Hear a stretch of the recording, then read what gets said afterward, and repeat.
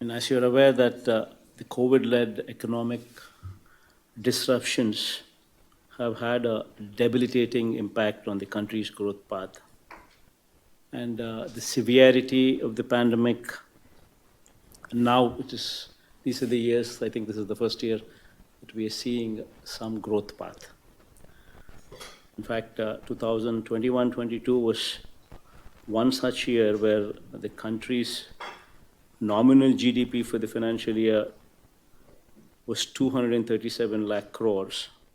And the growth at current prices during that year, as per the provisional estimates, is 19.5%. So the first time that we're seeing a growth. However, the resilience of the economy once again was challenged owing to the inflationary pressures stemming out of geopolitical tensions that we see.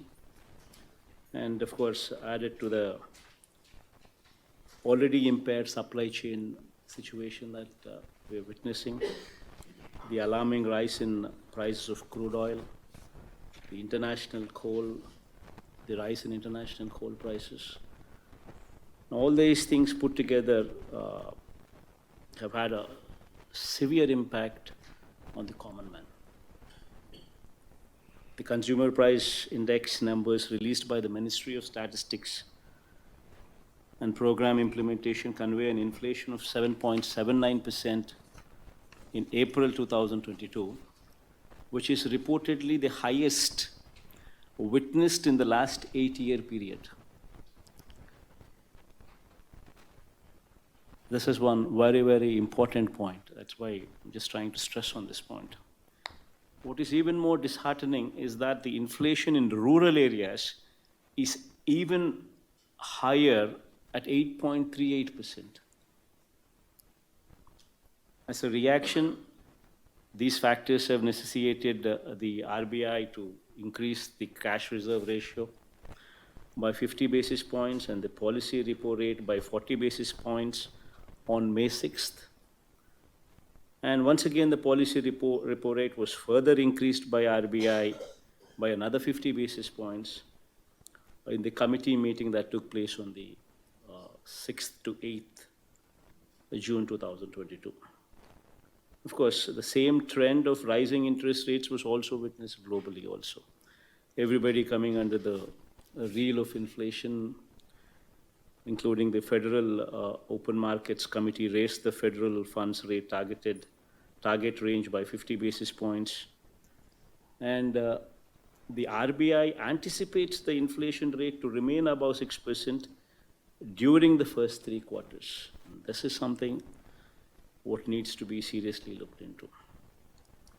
The anticipation of the inflation rate to remain above 6% during the first 3 quarters of this financial year. This factor, along with the others,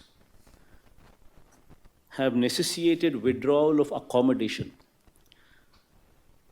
During these times when the liquidity in the system is sucked out, owing to the policy decisions of the globe, I urge the banking system to redouble their efforts to lend more credit to support the downtrodden, withstand the pressure of this inflation.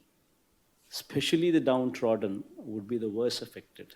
And if the downtrodden is worse affected, this would have an impact on the manufacturing sector as well, because they would stop manufacturing because they have nobody to buy these goods, which in turn would have an impact. So please bear this in mind.